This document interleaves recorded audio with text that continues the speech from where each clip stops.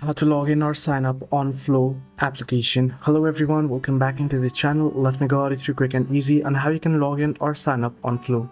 Well, the process itself is pretty simple and pretty easy, so let me guide you through. In order to log in or sign up on Flow, you can first install the application from your Play Store or App Store.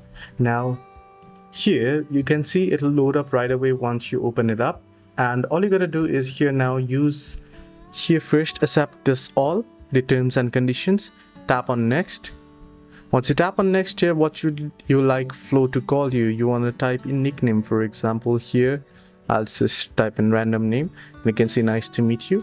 Now if you're using Flow for yourself, if you are using for a partner, if you are a girl and you're using it for yourself, you can tap yes. If you are a male and you are using it for your partner, then you can select I have a partner code.